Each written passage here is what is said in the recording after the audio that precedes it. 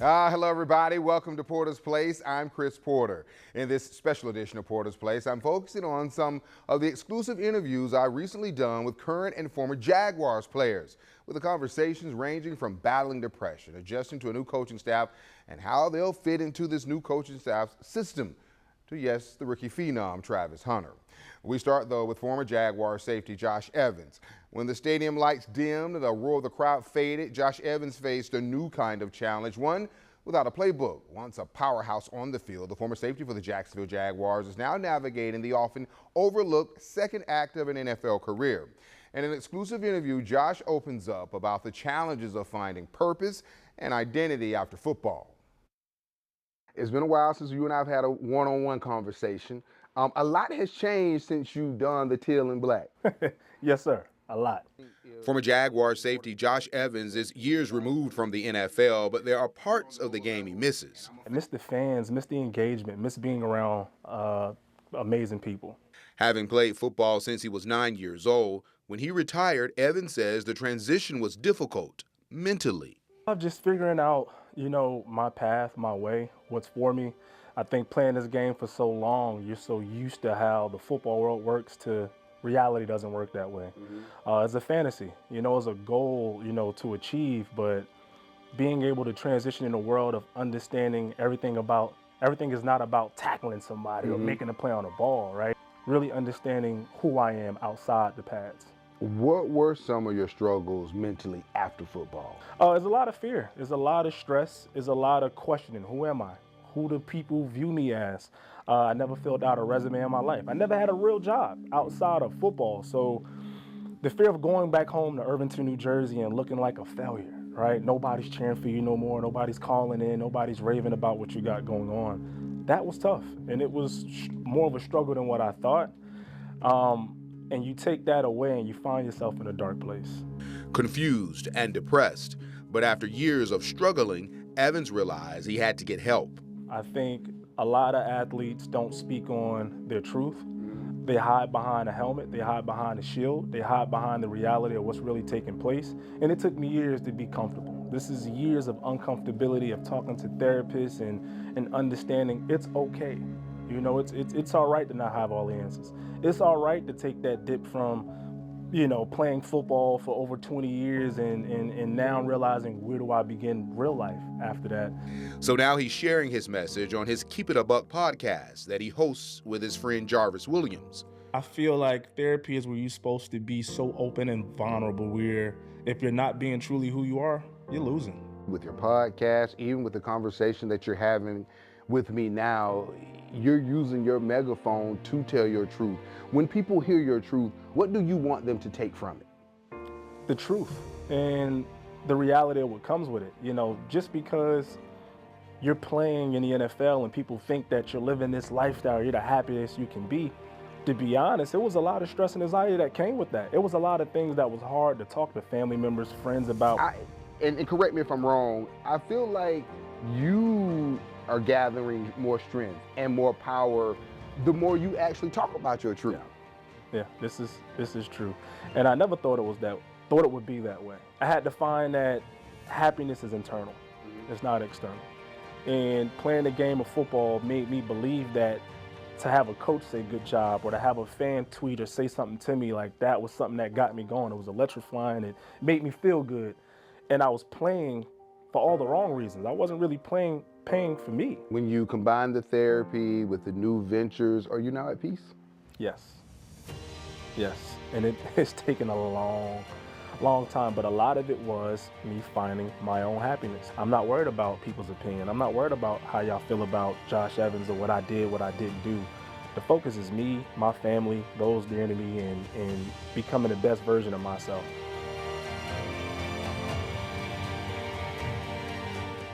When I asked Josh Evans who he is, he told me he's a brother, a dad, an entrepreneur, and a spokesman for mental health. Recently, Jaguars cornerback Tyson Campbell, safety Daniel Thomas, also former Jag Andre Cisco hosted the first Jags for Jesus beachside service and baptism.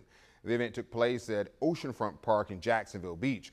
Those who attended the event enjoyed praise and worship, and some even got baptized.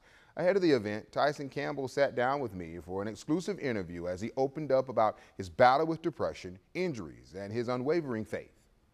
First of all, Tyson, man, so good to see you. Man, good to see you, man. Glad to be here. How you feeling? Feeling blessed, man. Feeling healthy. I want to talk about Jags for Jesus. Yeah. You got a big event coming up this weekend. You, along with Daniel Thomas, your former teammate Andre Cisco. How did this all come about? It really came about last year. We seen what the players in Ohio State did on campus. Giving their testimony and trying to bring people to Jesus.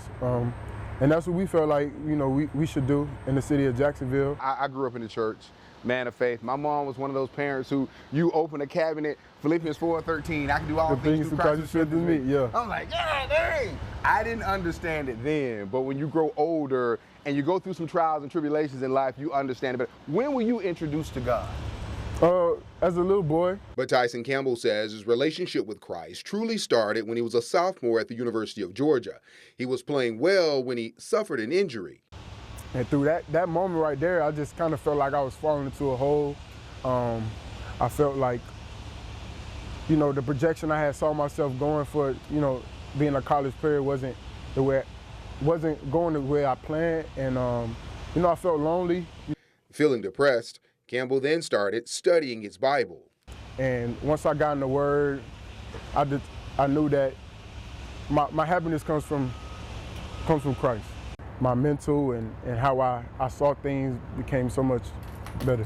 When people see athletes, celebrities, y'all all the same thing, people have this tendency to believe that you guys are perfect, Yeah. You don't have real life issues. How often do you share your testimony to allow to get those who may be struggling to understand this is real for all of us? Yeah, I probably don't share as much as I need to in the open, but like whoever knows me, I definitely share it with them, and I try to, speak life into them as much as I can, because like I know there's people out there that went through the same thing I was going through, and there's people out there going through worse. So that's part of the reason that gets me out of bed every day, just knowing that there's somebody out there going through way worse, and they still getting up. So what makes me, better than them? You know what I'm saying? So, it's something I definitely need to do more, and I feel like Saturday is a perfect opportunity for people to see our spiritual side as athletes, and just to letting people know how human we are.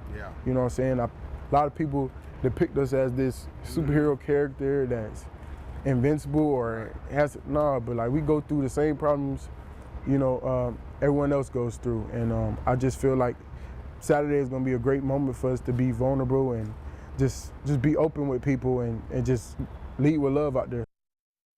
And as you heard there in part one of our exclusive conversation, Tyson opened up about his battle with depression, injuries, and his unwavering faith.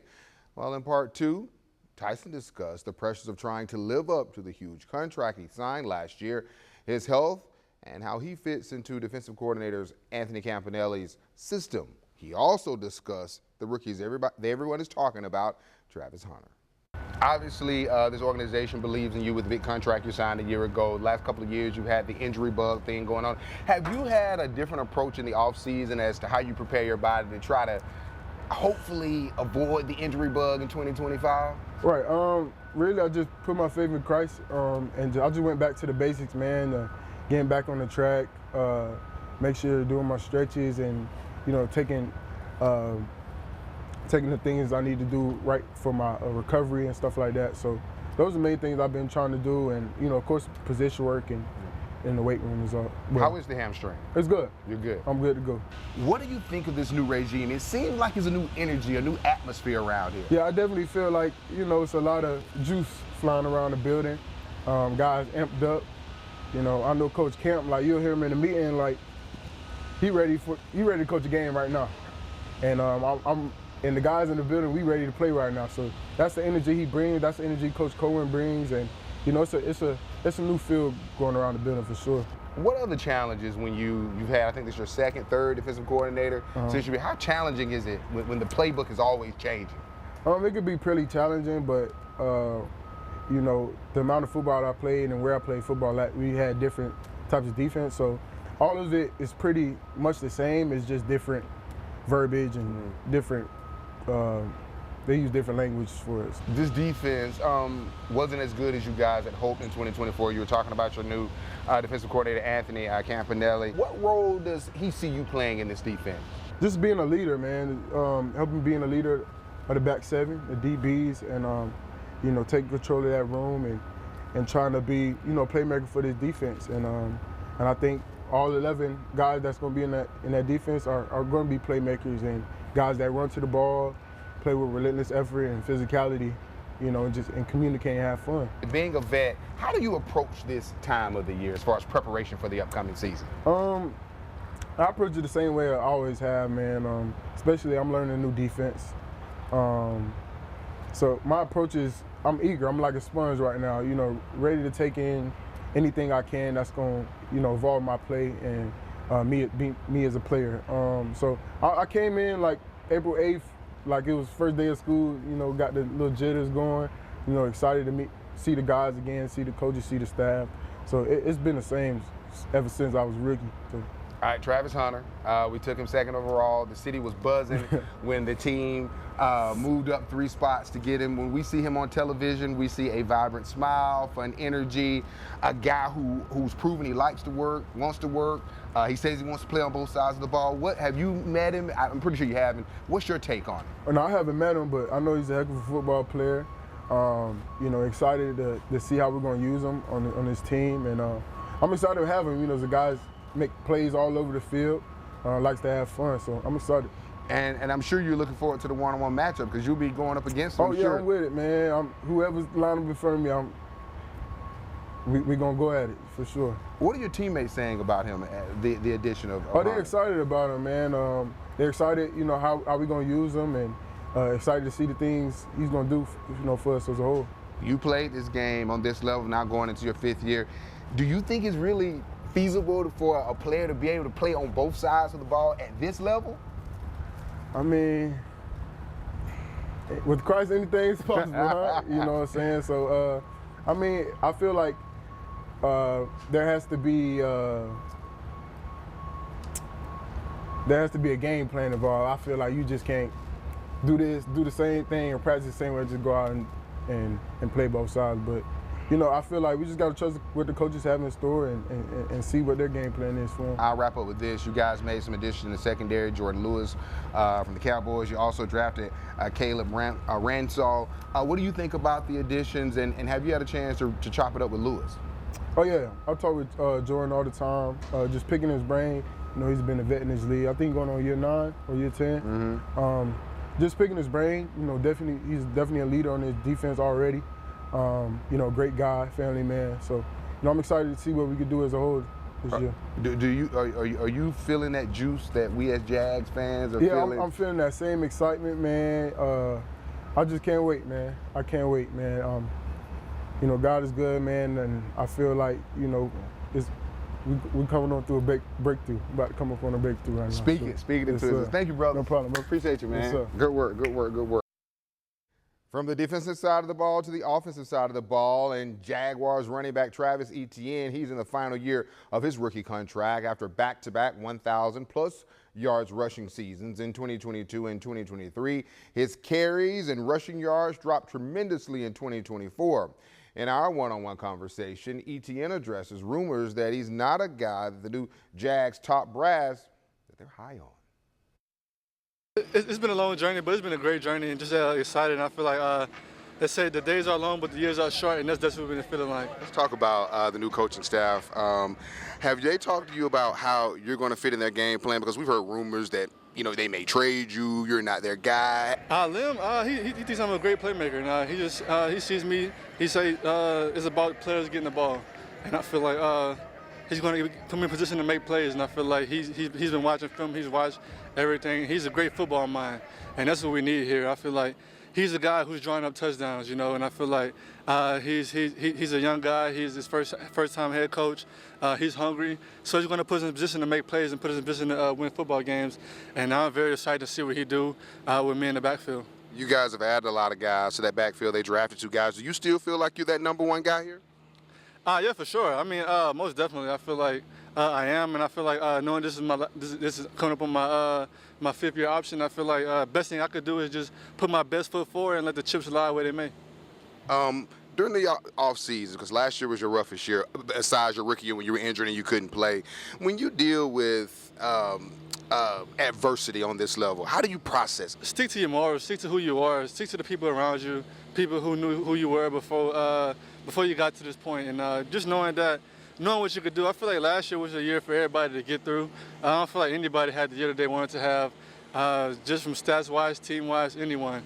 And I feel like we just got to flush that because what I've learned here in the NFL is so year to year. Mm-hmm. And last year don't mean nothing at all. Come out here, do this year, and then no one even remember that even happened. So just happy for the opportunity I have in front of me and just going to try to grasp that and make the most out of that. And you genuinely seem excited about your number 5. For sure. I mean, I feel like being here in Jags, it's been up and down. It's been a roller coaster, but I feel like just from an offensive standpoint, just having an offensive-minded coach, head coach calling the offensive plays. So I feel like this year is all about accountability. You can't blame nobody. We got 4 new offensive linemen. It's the first time we had that since I've been here. So I feel like it's on everybody to look themselves in the mirror and just come out here, get better each and every day, and look themselves in the face and just be better. I know it's still early. What do you think about this new offensive system? I like it. I feel like I feel like we got a lot of great things in there. I feel like we added a lot of great pieces. We got BTJ, you know, he coming back on his 2nd year, and I feel like he's a great threat. And then we added Travis Hunter. So I feel like we got De'Ami Brown. He's very fast. So I feel like it's going to be a very exciting year. Then we got Trev out there managing things. So it's going to be a great year for us. I cannot talk to you and not talk about Travis Hunter. He's been talked about all over the first coast, over the country. What are your early impressions? I just like that he's a very chill guy. I feel like he's a cool guy. He's normal. He don't let the outside world get to him. And I feel like to be successful in this league, you need to have that mindset. Just continue to be who you are, no matter who's watching. And what did you see from him in practice today? Like from his ability, did anything stand out? I feel like the way he moves, but I feel like you really don't get the wild moments until you put the pads on. And then we out here, they're able to tackle us, and then like really evading people. And I feel like this one we really see why we brought him here and how great he is. What are you doing this offseason to kind of unwind and get away from football?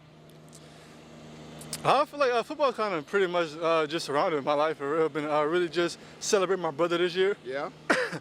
Him just living out his dream, getting drafted to the Panthers. So we just all been about football and just been here in Jags and just been locking more with the new coaching staff and everything. So just kind of been surrounded by football. Really can't get away from it. Let's talk about your brother. How's Mom Duke's doing having 2 boys playing in the NFL? Nah, she's very excited. She's also excited that she don't have to miss our first game. She don't have to miss his first game. And she's very excited for that, and she just can't wait for that moment. All right, let's get off football, talk a little cosmetics. I see that nice little something you got on your tooth. Not all in your mouth, but it's not hard to miss there. Talk me through what you did with your teeth here.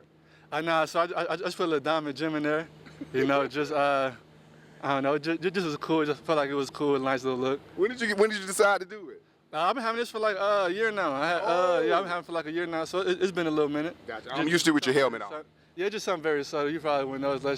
But I did see you get a custom grill made recently. Well, like last year. Is that accurate? Yeah, I got a couple grills. Is that your thing? It was, but I feel like it was my thing. But now I'm kind of over the grills.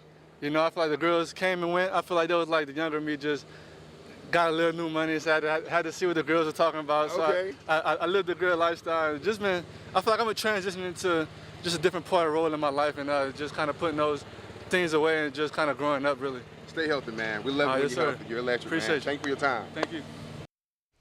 So let's take a look at Travis Etienne's numbers since he arrived here in Duval. The Jaguars drafted him in the first round of the 2021 NFL Draft. His rookie year, he did not play because he suffered a serious foot injury. But in 2022, Etienne went all for 220 carries for more than 1,100 yards for 5 touchdowns. In 2023, he carried the rock 267 times for more than 1,000 yards rushing and 11 TDs. In 2024, there's that significant drop-off, 150 carries for only 558 yards and 2 TDs. Keep in mind, though, he was bothered by a hamstring injury that started back in week 6 of the 2024 season. Travis Hunter, the effect here on our First Coast is real. This young man has been the topic of conversations since the rumors began to fly on draft night that the Jaguars would take him. And then after they drafted him, oh, were the fans going wild. In fact, everything he does seems to make even national news. Jags fans discuss his impact and how they love the new regime's philosophy. I got goosebumps. I ain't gonna even tell you I got goosebumps. I'm getting chills. I'm ready for the season. Let's go, let's go, let's go. But this city has been like on a different vibe since the draft night. Diehard Jaguars fan Deborah Lewis echoing what everyone here on our First Coast seems to be saying. Two-way player Travis Hunter is the right man at the right time for the Big Cats. You can feel the excitement in the city. Even people that are not Jaguar fans are saying, you guys might be pretty good. I mean, even people jumping on our bandwagon, I love it. Travis Hunter is so exciting. We cannot wait to see what he does, what side of the ball he plays the majority of the time on. I've been here now 16 years. There has not been a prospect in my 16 years, including Trevor Lawrence, that has a fan base so excited like him. Like for those people at home, explain to them why that's so. His athleticism, the way he plays, the way he handles himself, his academics, and not only that, he's been influenced by Coach Prime. He's gone to Jackson State. He did his thing, went to Colorado, won the Balistnikov Award. And, I mean, he's just done his thing, and we're just so excited, cannot wait to see what he does, and everybody's just behind him. Lewis also bragging on how the Jaguars' new regime, made up of General Manager James Gladstone, Head Coach Liam Cohen, and Executive Vice President of Football Operations Tony Baselli, is moving. I love it. I mean, what's not to love? I mean, they have made, like, our previous general manager would never have traded up like that to get Travis Hunter. You know, they seem like they're going to say what they mean what they say, and we're going to see what happens. Byron Robinson agrees. In Gladstone, we trust. I'm getting the shirt made. In Gladstone, we trust. Big boy, we love you to death. Duval, baby. Let's go. And speaking of Travis Hunter, look who was spotted in Hunter's number 12 jersey, NBA legend Shaquille O'Neal. Shaq also tried to put on the helmet, but as you can see there, it did not quite fit. Hunter has the Stars wanting to rock his number 12 jersey. I hope you've enjoyed this edition of Porter's Place. Thanks for watching. I'll see you back here real soon. Have a great day.